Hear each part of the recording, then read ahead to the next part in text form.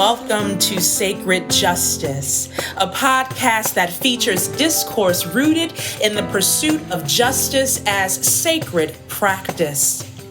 Our weekly discussions reflect on current events, art, media, theology, and how they intersect with the movements for freedom and liberation. We hope that through these conversations, we can foster inclusivity by expanding our learning opportunities. We hope to cultivate digital community beyond the confines of our campus. And we hope to reconnect the church's social and spiritual callings. Join us for the journey. Welcome back to Sacred Justice. We are in our Proud Theology series. This is August for those of you who have been listening and following us for the past 2 years. We've been on this journey where every August in Charlotte, it's Pride Month. So Charlotte Pride is in August for all of you who are non-Charlotteans or don't live here. It's kind of weird. Mostly people celebrate it in June, but we celebrate Black Pride in July and then Charlotte Pride in August. So generally, we try to tailor our episodes for the podcast around, topics that really uplift voices from the LGBTQIA and beyond communities. And so this year in particular, I was interested in focusing on the T of LGBT, which is something they say at Time Out Youth. They have tea time. Time Out Youth is our center that caters to LGBTQIA youth. And also non-binary, gender-expansive community. So last week, we had a wonderful guest, Bethany Corrigan, and they were phenomenal. Bethany is the executive director of Transcend Charlotte, and we want to keep uplifting Transcend Charlotte and the work that they're doing. Go to their website. Donate. They are raising money always, but especially for binders. We are launching a fundraiser here at the church for binders in particular. They get a lot of clothing donations, but it's really hard to have donations for binders and breast forms. If you don't know what that is, go listen to the previous episode because Bethany tells you what it is, okay? So I'm excited about today's conversation with my friend from seminary. James, why don't you introduce yourself to the people? Yeah, hi everyone. I'm James, pronouns they, them. I'm the assistant minister at Fort Washington Collegiate Church in Upper Manhattan. And I just graduated from seminary like a few months ago. So. Yes, congratulations. Thank you. Yes, James and I met maybe 2018. We were in seminary together, and I had put out a call for some children's workers to assist with Sunday school, and James responded. So that's how I slowly pulled James into the Fort Washington family. And it's been great to see you evolve over this time period. So thank you for joining us and being a guest today. So thank you for having me. It's such an honor to be here with you and to have this conversation. Yes. One of the things that I've been so fascinated, James, following you on Instagram, you have this wonderful Bible study that I actually recommend to one of my youth to go to. And the way you look at the text and your hermeneutical lens is so unique, and I'm grateful for it. And we'll get into a little bit of that later, but thank you for awakening things in us that we need to know. And we'll talk about reading the cis gaze a little bit later. So I want to open some space up for current events. James, usually this segment of our podcast, we bring up some stuff that's going on in the world. So what do you have for us today that's on your mind?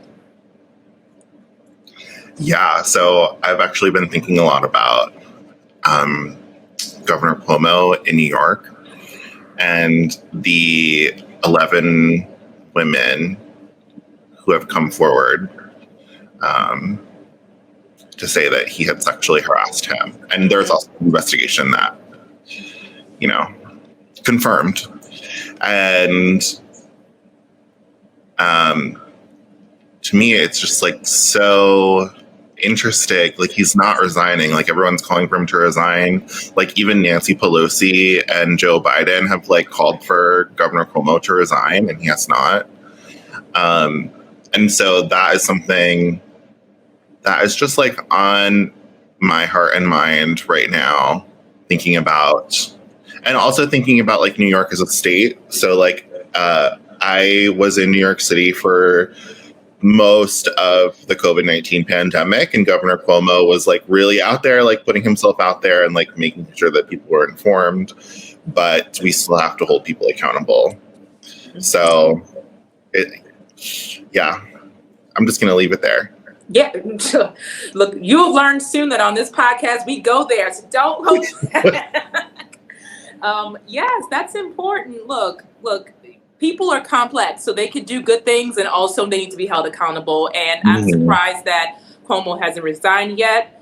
And I'm just sort of frustrated with, these people in power. I mean, I've been following the mayoral race of New York City and not particularly enthused about who won that either. And no, the people in power are not helping us get where we need to go. And it's stuff like this that's a setback, because we have somebody who was really doing what we thought they were supposed to be doing in COVID, and now this has been exposed. So, yeah.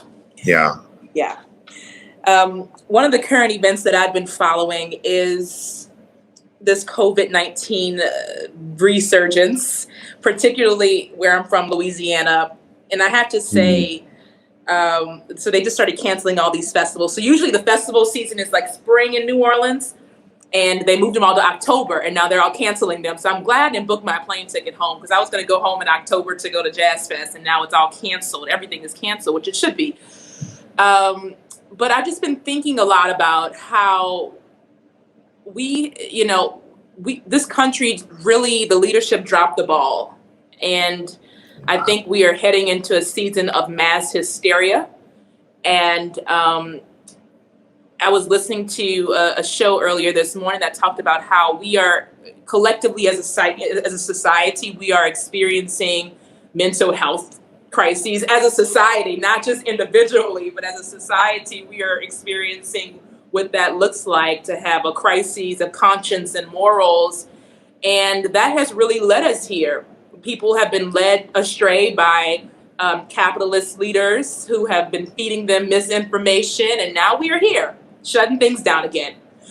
So that's just been sitting on my heart, and also just how it affects the least of these the most. Right? I may not be particularly affected at this particular moment. I am not in poverty. I am not lower class. So there are things that don't affect me. I have a job that won't necessarily be affected, though. I mean, we know church work, that's precarious. But I've just been thinking about that and how we've really just failed. Many people have failed their neighbors, and that is not of God or Christ-like. So I'm sitting with that as we, move forward. Yeah. How is COVID in New York? How are things unfolding? I will say, like, right now I'm in Connecticut. I'm visiting family. Yeah. But like being in the suburbs versus like being in New York City, it's completely different the way that COVID is, I guess, like approached. And especially like in terms of wearing a mask. In New York, people never stopped wearing masks. Even when the CDC was like, okay, like maybe you don't need to wear a mask, we didn't stop wearing masks because we knew better, because we went through it. Yeah. New Yorkers have the trauma of like really going through the COVID-19 pandemic at like its scariest time. Yeah. And so to like be in Connecticut, and I also went to Maryland recently with a friend, where people just like don't wear masks and just like don't worry about it as much. And it's, when I first experienced that, I was scared, honestly. Like, we had stopped in New Jersey at a rest area, and I like put my mask on, and I walk in the store, and like hardly anyone is wearing a mask except for the people that work there. And I'm just like, what? Like, what is this? This like weird. And I guess they're following like the guidelines. Like, if you're vaccinated, you don't have to wear a mask. And then like the guidelines have changed again. But like in Connecticut, people are still not always wearing a mask. And one thing that I didn't realize was how popular this movement to like unmask children are. Yeah. I like being in New York, I really just like, I read about that on the internet and I was like, okay, this must be like a fringe movement. But no, it's like really not. There are a lot of people who don't want children to wear masks. And that's like, that is so scary because like children under 12 can't be vaccinated. So like they're really the ones who are like likely to spread it. Yeah. But it anyway. is a source of tension even around Charlotte. The arguments that people are getting into regarding masking of children. And, you know, I stand back and say, okay, I'm respecting people's standpoints just from a individual perspective. But this is when state and local agencies, government agencies should be stepping in to just make a decision, help us out. I mean, there's been outbreaks at schools here in North Carolina already because they were giving kids the options. If you give kids the options, they're kids. I mean, you know, even high schoolers, they're kind of like, if you're giving us the option, we're going to do what our friends are doing or we're going to do what the cool kids are doing. And so there's been a crisis of leadership, I think, this whole year and a half. So. Yeah, for sure. Whew, I hope we get out of it soon. But we have good stuff to talk about today. James, I want you to, if you feel comfortable, share a little bit about your journey before I give the title of this thesis, which is, I actually typed it out and put it on the screen so people can read it while we're talking about it. But tell us your journey, you know, to seminary, and then to getting to the point where you're, you know, constructing your thesis. You say, I want to write about this. And we'll talk about what that this is later. But give us a little bit of history on yourself. Yeah, I mean, where to begin? Like the call to seminary is like, that's a 14-year story, honestly. But I will say, just briefly, that I had, I have a degree in anthropology. I have Bachelor of Science in anthropology, and I have a master's degree in forensic anthropology from Boston University School of Medicine. And that experience really just like encouraged me to evaluate what's important to me and the type of work that I want to be doing in the world. And it wasn't necessarily working in a lab and analyzing bones in an oversaturated field where a lot of people are like super cutthroat and don't really like each other. And so I ended up revisiting the call to ministry that I had as a teenager. And so I applied and I decided to go to Union. As far as like, how did I get to my thesis? I took, I'm forgetting the exact title, but it's basically a class on the Revelation of John, the last book in the New Testament, with Dr. Amy Mefferdon, who was my advisor. My thesis ended up being my thesis advisor later on.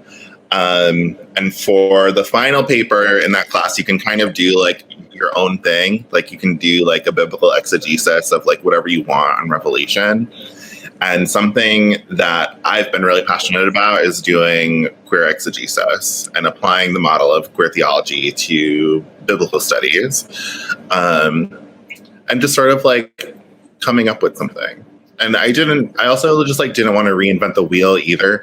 I tried to do that in my last master's program and it did not work. So there's existing queer theology scholarship on who I call the Femme Babylon in Revelation 17 to 19, who Chanel T. Smith calls the Woman Babylon, and in like common English translation is the Whore of Babylon, or if we go into Greek, it's the Great Porne. And so Lynn Huber, who is a lesbian feminist scholar, had like previously written a queer hermeneutic on the Femme Babylon. And so I said, okay, well, like this is a good area for me to like expand what's already been done. I don't have to reinvent the wheel, and I can do queer theology in this like really new and exciting way. So yeah, that's about that. I love that. And for you listeners, I'm putting this up on the screen for those watching. This is the title of James Admans' thesis. The Femme Babylon, Homo-Normative Empire, and Constructing an Ethic of Transformative Justice. The Femme Babylon, Homo-Normative Empire, and Constructing an Ethic of Transformative Justice. It's really long, but I had to. There are so many topics in my thesis, and these, I think, were the three main things that I wanted to talk about. Yes. I want to read a quote, if you don't mind, from your thesis, just to give listeners a little bit of context. And before I do that, I want to say that most of us who are from Myers Park, if you were around in early 2020, Dr. Amy Meverden came here, gave a lecture, and she preached. So she's a friend of our church. And then for those of you who listened to the original Proud Theology series, one of the books that we studied was Rainbow Theology by Dr. Patrick Chang, who is also the reader for your thesis, correct? Yeah, he was my second reader. Yes. So this quote I pulled, it says, being in the LGBTQIA community does not necessitate rejecting hegemonic forces beyond gender and or sexuality. It continues a little bit later. Searching for safety and power within the context of the United States often means plugging into systems that are already inherently oppressive. James, can you talk a little bit about that section of your thesis and just how it is when you're unpacking how safe spaces come to be, or how LGBTQIA finds safe spaces? Can you talk a little bit about that? Yeah, I think basically, I don't know if I could rephrase it better than that, but basically what I'm arguing there is that being queer or trans doesn't necessarily mean that we don't adhere to other oppressive norms.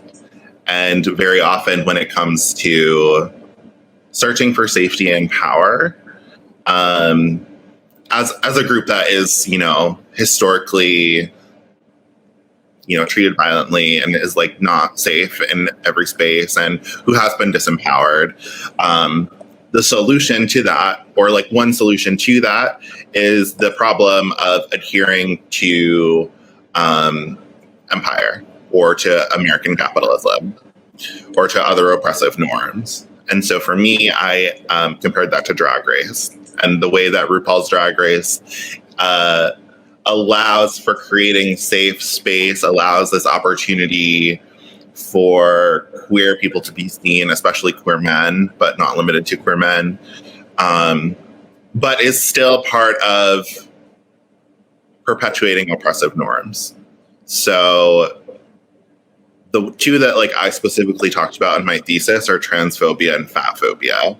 And that shows up on the show, and it's oh, haha, people are fat, we make fat jokes all the time, and yet still, you have this liberating experience of Drag Race, and yet your Drag Race is not all good, right? It's a both and. Oh, that is interesting. Yeah, so there's still, it seems because of, some people might say it's a psychological trauma.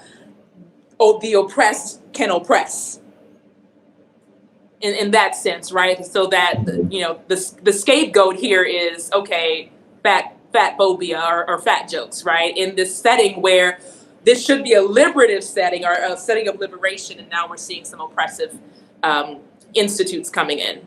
Mm-hmm. Yeah. Interesting. Yeah. RuPaul's Drag Race.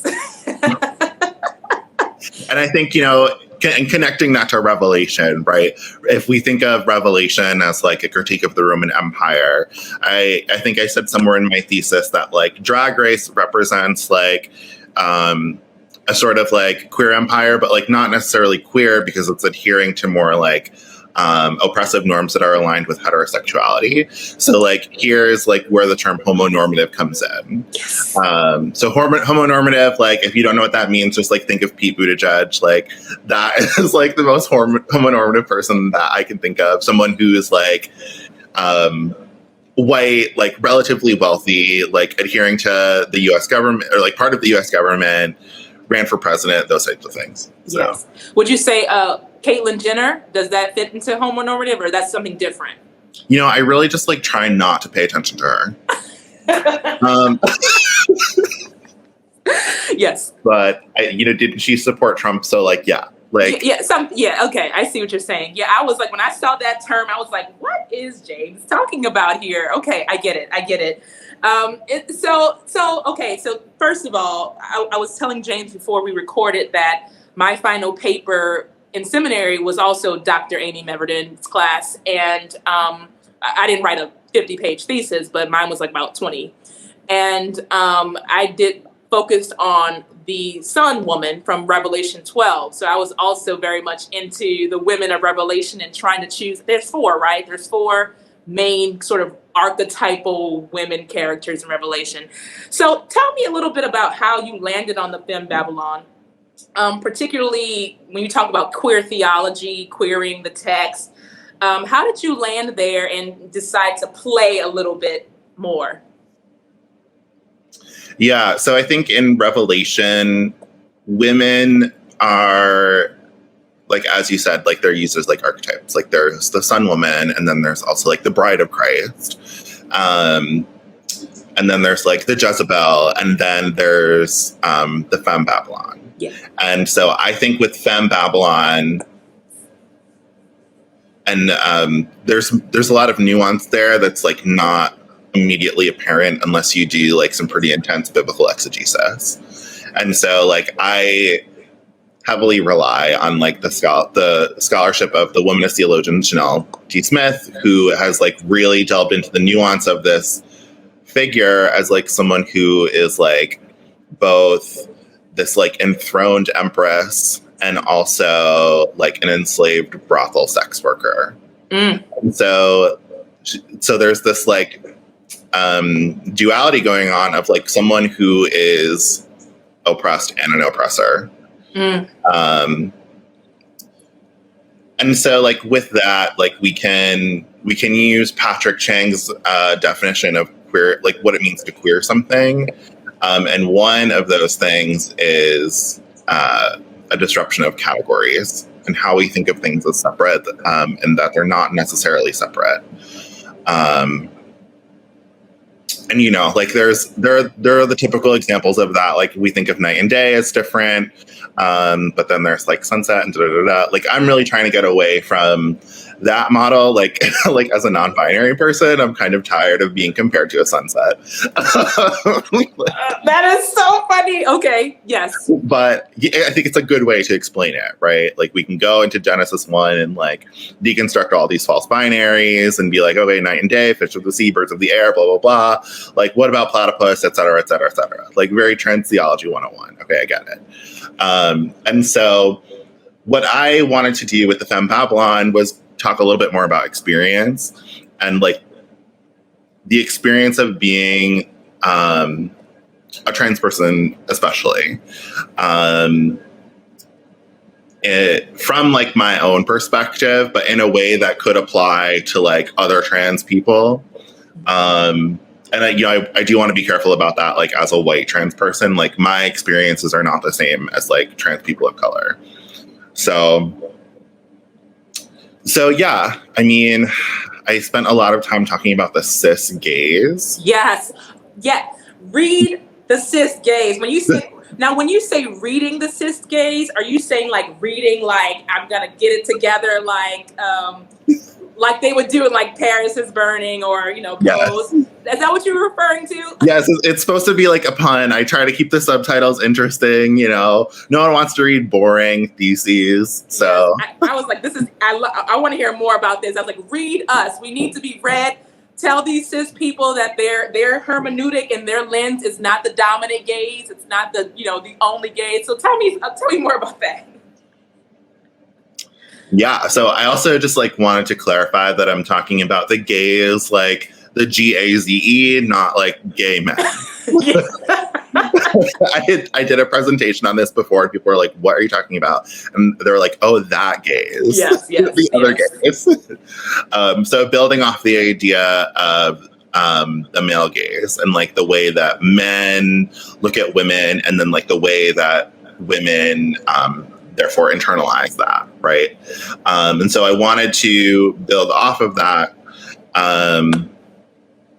using the cis gaze and like the way that cis people look at trans people. And I found a number of similarities in the way that John, who is the author of Revelation, looks at the Femme Babylon. He gazes at this Femme Babylon, and also he invites us to participate in this gaze. So like we are also participants in like looking at this like fantastic human being. Fantastic as like amazing, but also like not that great either. And so where am I going with this? Sorry.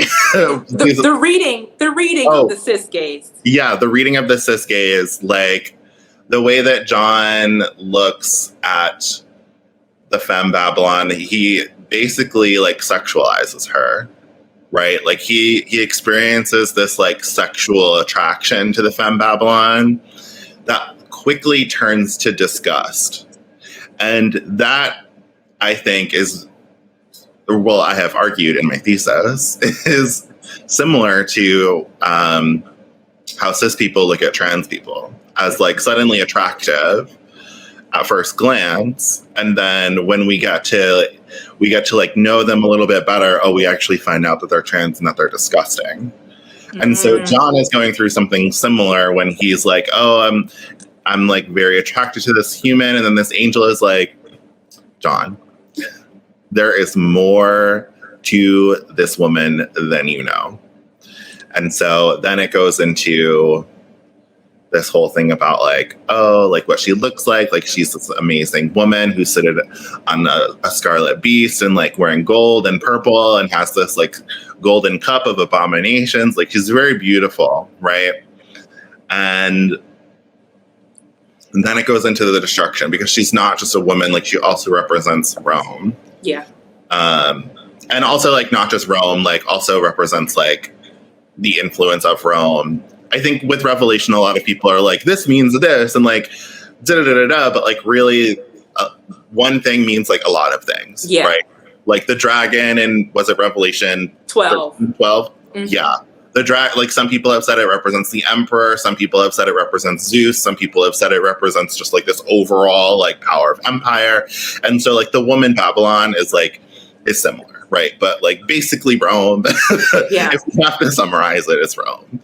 And so the way that she is destroyed is like very violent. And there's still this mystery to her after death.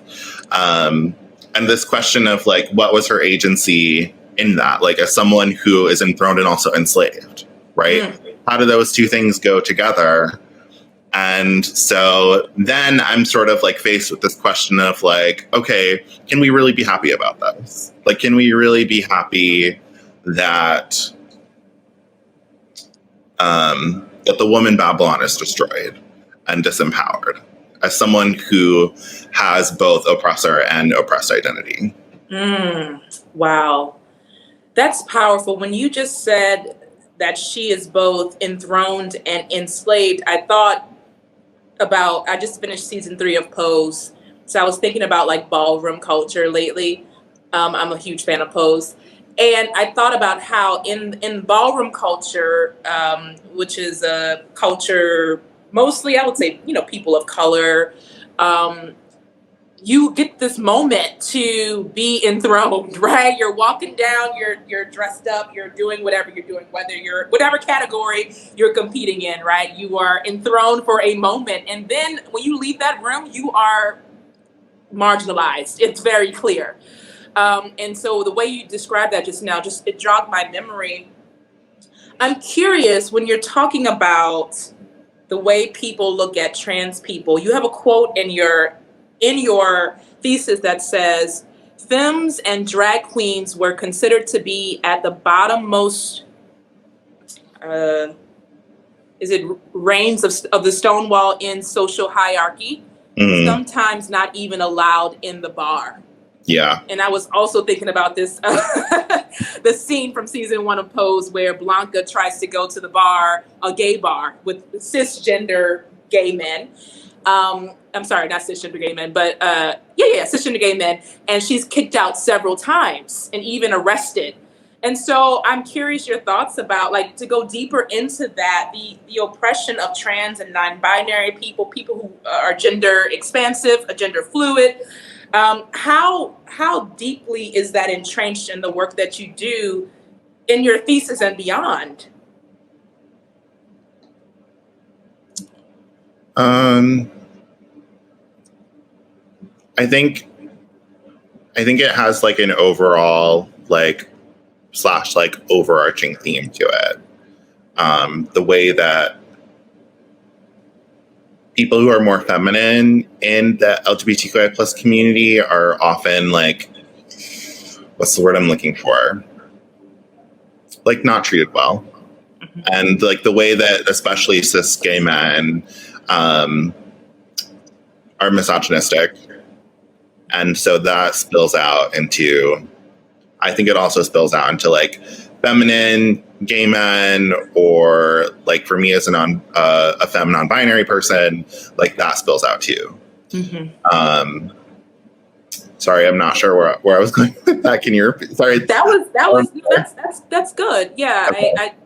I'm so curious about how much that informs your work. And when I see your Bible studies, particularly the one with Joseph undoing the dream code was really addressed, and I'm seeing how you're using this hermeneutic. I wanted to know how much of that was a part of the formation. Oh yeah, I mean, I think gender is something that's really like untapped as far as like queer exegesis. Like a lot of people like to talk about David and Jonathan, and that really is just like, that reflects like this preference for talking about gay men. Yeah. So especially when like with Joseph, there's like significant evidence for like in the Hebrew for this to like be a dress or like some sort of like feminine princess robe, right? Not like a coat of many colors. So yeah, and I mean, both are important, right? Like, that's great, but let's start talking about Joseph more. Let's start talking about, like, Deborah more. Let's start talking about Yael more in terms of gender. Deborah? Deborah, yeah. Wait, tell me about Deborah. Wait a minute. Deborah in Judges 4, right? Judges 4 and 5. And so, like, not to say that, like, Deborah is, like, a lesbian or anything, but I have my suspicions, but Deborah as like this person who is in like a what would culturally be like a man's role as a judge and as a military leader. So that in and of itself, I think, is queer. And so we can say Deborah is queer, period. I mean, it's that simple. There's not that much there that like I've uncovered. But there's probably a little bit more with Yael. Yeah. Yael, who like tricks this, who was it, Sisera, like into her tent, like gave him milk, and then he like fell asleep, and then she killed him with a tent peg. Like that is so sexy, and just like the gender there is just like so interesting. Like, oh my gosh, sorry. No, I love it. This is the Bible study I need. I want to come. I want to offer this to my people, because I think that people are generally bored with the readings of the ones who actually read the Bible are bored with the lenses that they've been reading the Bible through. So this stuff just opens our imaginations to the possibilities. James, what do you see, the future of this work, your work? Its place in the church? Do you feel like the church, capital C, is really ready for this? Even the ones who say that they are open and affirming in all things, do you think they're really ready for your hermeneutical lens, your Bible studies? Where do you think the future is going? No. Like, I feel really blessed to be at Fort Washington where I can do this kind of work, and in a congregation where people are open-minded enough to think in this way. And there also like is the problem of like, oh, well, you like can't really say that like David and Jonathan were gay men or like bisexual men or like whatever, because like those labels didn't exist then, which like is true, whatever. However, you can still say that there was something going on, something queer going on there. As far as like open and affirming churches, I think it really depends. I haven't seen that many churches talk about Joseph and the Princess dress. You know, I've seen two, and one was Middle Collegiate Church and one was me at Fort Washington Collegiate Church. So, like, do I think that like church is ready? I think a lot of open and affirming churches are just like not ready to be open and affirming. Yeah. Or like if they are, like they don't live it out. You know, I think especially churches in the UCC think of open and affirming as like, oh, well, we'll welcome just like the gay men and the lesbians, especially the ones. And don't really tackle trans issues. And they don't necessarily like know what to do when a trans person walks in the building or how to make the space hospitable to them. And so like the idea that like this sort of theology would influence a church, I think it would have to be in worship personally. So I think Bible study is great, but I also think that if we're really going to queer the church and if we're really going to like bring in the voices of queer and trans people, especially queer and trans people of color, that needs to go to the heart and soul of the community, which I think is worship. That might not be true for all churches, but I think for a lot of churches, it is worship. And that's where it needs to happen. So, yeah. Speaking of worship, tell us about your chapels, okay? Like, where can we, do you have them on YouTube? Is there like a clip? I thoroughly enjoyed watching, and particularly in the pandemic because it was virtual. I just really enjoyed the creativity. Tell us about the formation of those chapels and give the people some background. I mean, I kind of know what it is, but I want you to explain it. Yeah, so like last semester in seminary, I said, let's do drag chapel. And like, let's not just do one, let's do two. And two turned into three. So, you know, I had read about drag chapel in Molly Finney Baskett's book, Real Good Church, where she talks about how someone in their church was a drag queen. And so like the drag queen would like read the liturgy and like do the prayers or whatever, and that would be like their drag gospel celebration. And I was like, that's good, that's really great, you know, da-da-da-da. And I was like, but that drag queen is not centered, right? If someone is just doing the scripture reading, no. Like, if you're really wanting to queer your worship service, you need to have the drag queen preaching. And so we did it. And so my drag persona, her name is Marge Johnson, also known as Marge Aaron Johnson, also known as Marge Aaron Spread, and Miss Spread if you're nasty. So, and so like, okay. Yeah. But I also like, so my friend Mary, I brought the idea to her because I was like, oh, I want to do a lip sync, but like, I don't want it to be just me.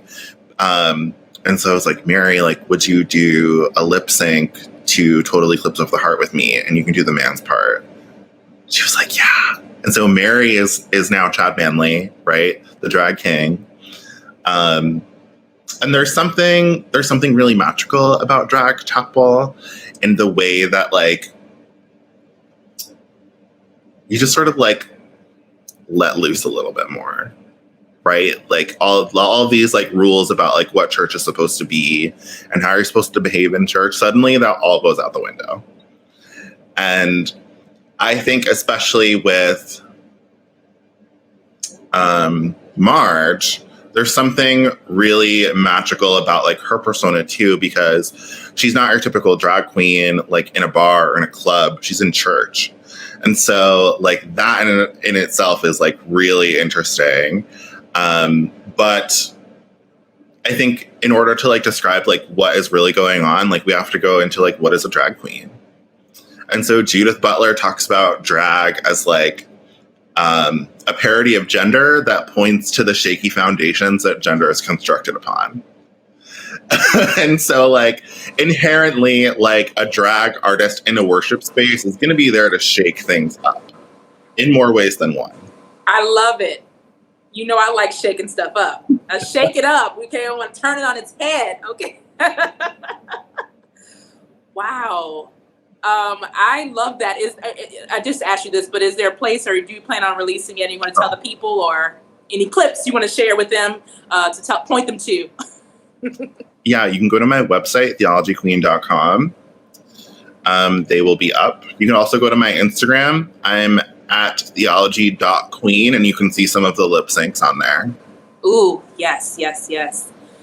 James, when you think about, as we begin to wrap up, when you think about theology, and I know you kind of mentioned earlier Trans 101, Trans Theology 101, and I know you also talked about the sunset, which I've heard several times as well. Is there something that you can, a snippet that you can say, this, if a trans or a non-binary person came to you and they're wanting some sort of pastoral care or just something to hold, a nugget to hold on to, a nugget of hope, is there something you can share with them, share with the community, people who are wanting to just hear something about how God is with and for trans, non-binary, gender expansive communities?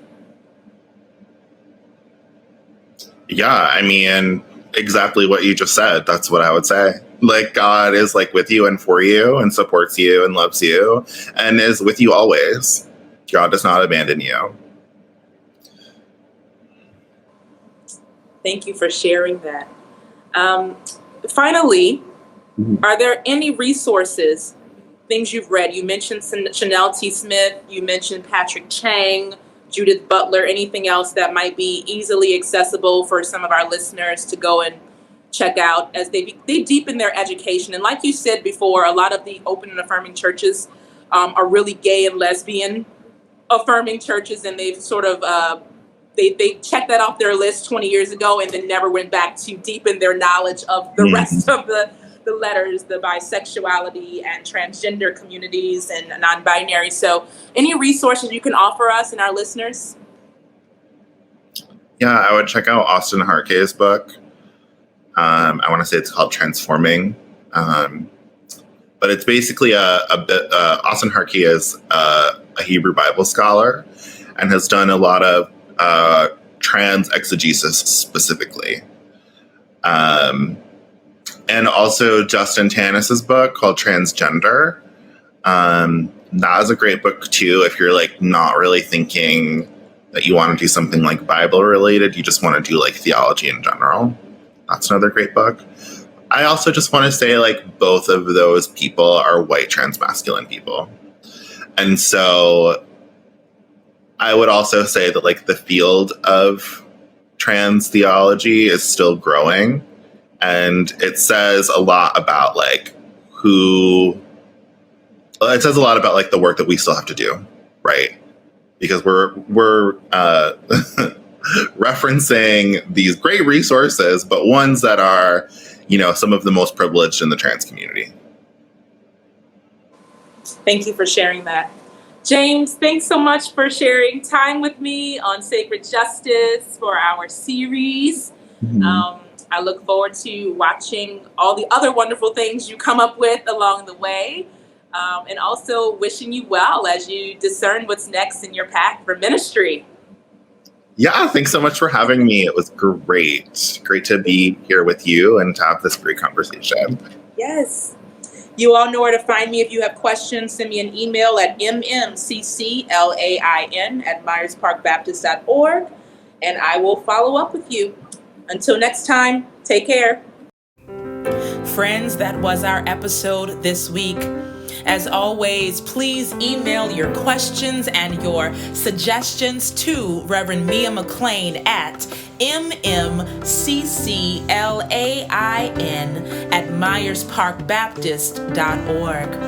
Until next time, take care. This is Sacred Justice.